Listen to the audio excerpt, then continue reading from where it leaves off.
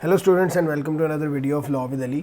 ये वीडियो जो है ये मैंने सोचा आपके लिए बना दूं कि आप लोगों को थोड़ी सी टिप्स एंड ट्रिक्स दे दूं रिगार्डिंग कॉन्ट्रैक्ट लॉ, जिसका पेपर मंडे को आ रहा है। तो उसमें होता ये है कि सबसे पहले हम पास पेपर को थोड़ा सा डिस्कस कर लेते हैं। पास पेपर के हिसाब से जो लास्ट टाइम अक्टूबर नवंबर 2023 का पास पेपर था, उसके अंदर जो पहला क्वेश्चन था तो वो सेक्शन ए का वो था अबाउट ऑफर एंड एक्सेप्टेंस। उसका सिनेरियो क्वेश्चन दिया हुआ था और नीचे जो सिनेरियो क्वेश्चन था वो फ्रस्ट्रेशन के चैप्टर से था, जो कि चैप्टर है about discharge of the contract, जिसके अंदर तीन बड़े छोटे छोटे से चैप्टर है, फ्रस्ट्रेशन, ब्रीच और परफॉर्मेंस। उसके नीचे सेक्शन बी में देखा जाए तो पहला जो क्वेश्चन था, क्वेश्चन नंबर 3 सेक्शन बी में, वो रिकवरी ऑफ डैमेजेस के ऊपर था। वो लास्ट जो हमारा यूनिट है उससे, और जो रेमेडीज़ का यूनिट है। और जो क्वेश्चन नंबर 4 था वो पेनल्स केस के ऊपर दिया हुआ था कंसिडरेशन के चैप्टर से, और जो 5 था वो एग्जाम्पशन क्लॉजेस का क्वेश्चन था। अब एक बात आपने याद रखनी है कि इसका जो थोड़ा सा होता है स्टाइल, वो एएस वाला नहीं होता। फॉर एग्जांपल ऐसे नहीं आप कर सकते, या आप ये नहीं कह सकते कि अगर एक क्वेश्चन एक चैप्टर से आ गया है तो वो उसी चैप्टर का क्वेश्चन दोबारा रिपीट नहीं होगा। ऐसे एएस में आप बोल सकते हैं, फिर भी A2 में आप इसलिए नहीं कह सकते क्योंकि इसके चैप्टर्स के अंदर, इसके कुछ चैप्टर्स ऐसे हैं जिनके अंदर डिफरेंट पॉइंट्स हैं, मल्टीपल टॉपिक्स हैं विद इन द चैप्टर, जिसके अंदर से अगर एक टॉपिक, पर्टिकुलर टॉपिक का क्वेश्चन आ गया तो दूसरे का आ सकता है। For example offer and acceptance का अगर सिनेरियो आया है जिसके अंदर ज़्यादातर बात ऑफर एंड एक्सेप्टेंस की हो रही है, तो वो किसी और वे में पोस्टल रूल को डोमिनेट करके या एक्सेप्टेंस के प्रॉब्लम्स को डोमिनेट करके दोबारा भी इस तरह का सिनेरियो दे सकते हैं। इसी तरह अगर डिस्चार्ज ऑफ कॉन्ट्रैक्ट के अंदर से 3 यूनिट्स में से एक यूनिट पे अगर फ्रस्ट्रेशन पे आ गया है क्वेश्चन, तो फ्रस्ट्रेशन की जगह वो ब्रीच या परफॉर्मेंस का सिनेरियो आपको दे सकते हैं। लेकिन ये बिल्कुल ज़रूरी नहीं है कि फ्रस्ट्रेशन का क्वेश्चन नहीं आएगा। फ्रस्ट्रेशन का क्वेश्चन वो नीचे एसए में सेक्शन बी में भी दे सकते हैं। एक बात है, वो भी दोबारा मेरी एक सजेशन ही है, वो ये है कि अगर इन्होंने सेक्शन बी में इस दफ़ा रिकवरी ऑफ डैमेजेस का क्वेश्चन दिया है जो कि कॉमन लॉ की रेमेडीज़ हैं, तो इस दफ़ा वो इक्विटेबल रेमेडीज़ का क्वेश्चन पूछ सकते हैं उसी चैप्टर में से। जैसे मैंने आपको बताया कि ज़रूरी नहीं है कि एक चैप्टर में से अगर क्वेश्चन आ जाए तो वो क्वेश्चन दोबारा नहीं आ सकता, उसी चैप्टर से आ सकता है, किसी और पॉइंट का आ सकता है। अब इस चैप्टर के अंदर कॉमन लॉ रेमेडीज़ अलग हैं और इक्विटेबल रेमेडीज़ अलग हैं, जिसके अंदर वो स्पेसिफिक परफॉर्मेंस, इंजंक्शन, रिसीजन, रेक्टिफिकेशन, ये सब कुछ आता है, तो वो उसका क्वेश्चन अब दे सकते हैं।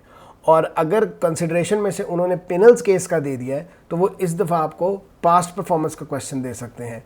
इस दफ़ा आपको जो पास कंसिडरेशन है उसका क्वेश्चन दे सकते हैं, पार्ट परफॉर्मेंस का दे सकते हैं, विलियम वर्सेस रॉफी ब्रदर्स वाले एलिमेंट का केस दे सकते हैं जो स्टिल्क वर्सेस मायरिक के कॉन्ट्रास्ट में जाता है, तो उस चैप्टर में से भी क्वेश्चन आ सकता है। अब ऐसे नहीं आप सोच सकते कि कंसिडरेशन से क्वेश्चन आ गया तो आप कंसिडरेशन हम स्किप कर देते हैं, वो कंसिडरेशन का किसी और एलिमेंट का क्वेश्चन दे सकते हैं।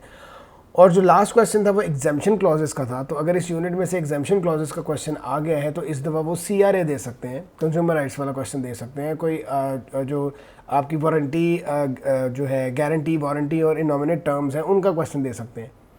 तो टेक्निकली स्पीकिंग, अच्छा एक और बात जो बहुत इंपॉर्टेंट है वो ये है, बहुत इंपॉर्टेंट बात आपने जहन में रखनी है कि अब जो अगर आप टॉर्ट लॉ के पिछले 2 पेपर्स देखें ना, तो उसका जो सेक्शन ए होता है ना, वो अब वो ये करते हैं कि वो पूरे यूनिट के अंदर से सिनेरियो क्वेश्चन दे रहे हैं, प्रॉब्लम क्वेश्चन। फॉर एग्जांपल कि अगर एक प्रॉब्लम क्वेश्चन प्रॉपर्टी से रिलेटेड है तो उसके अंदर OLA भी होगा, उसके अंदर थोड़ा सा टच रॉयल वर्सेस फ्लेचर का भी होगा, उसके अंदर प्राइवेट न्यूसेंस भी होगा, 2 से 3 चैप्टर्स से रेलिवेंस उसके अंदर होती है अभी तक। लेकिन जो कॉन्ट्रैक्ट के आ रहे हैं पिछले 2 सालों से पेपर, उसमें सिर्फ एक पर्टिकुलर चैप्टर से ही दिया जा रहा है जो सिनेरियो है, वो पूरे उसमें पूरे यूनिट की बात नहीं है, सिर्फ चैप्टर की है। जैसे लास्ट टाइम भी जो आया वो ऑफर एंड एक्सेप्टेंस था ऊपर, और नीचे फ्रस्ट्रेशन वगैरह चैप्टर था, वो सिर्फ फ्रस्ट्रेशन का ही था।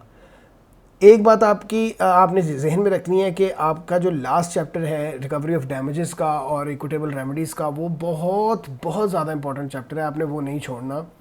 हर क्वेश्चन के अंदर, हर सिनेरियो, हर प्रॉब्लम क्वेश्चन के अंदर उन्होंने डिफेंसेस और रेमेडीज़ वगैरह, लायबिलिटीज़ वगैरह पूछी होती हैं। तो अगर आप दे दें थोड़ा सा उस चैप्टर के अंदर से रेफरेंस कि इसकी ये रेमेडीज़ बन सकती हैं, डैमेजेस मिल सकती हैं, इसकी इक्विटेबल रेमेडीज़ मिल सकती हैं, तो वो बहुत बहुत ज़्यादा हाईली क्रेडिटेड होगा आपके लिए।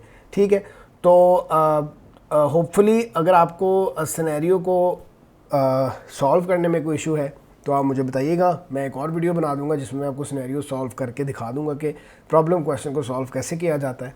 तो उसके लिए आपको नीचे कमेंट करना पड़ेगा। तो मैं अपने कमेंट्स पढ़ता रहता हूँ, जैसे जैसे आप करते रहते हैं तो आप इजीली बस कमेंट कर दें तो मैं वीडियो बना दूंगा कि how to attempt this problem question, इसको सॉल्व कैसे करना है। बाकी मंडे को पेपर है तो बेस्ट ऑफ लक। बस ये याद रखिएगा कि कभी भी ये मत सोचिएगा कि अगर किसी एक चैप्टर से क्वेश्चन आ गया है तो उस चैप्टर से दोबारा क्वेश्चन नहीं आ सकता, उस चैप्टर के किसी और एलिमेंट का क्वेश्चन बिल्कुल आ सकता है। Hope this video help.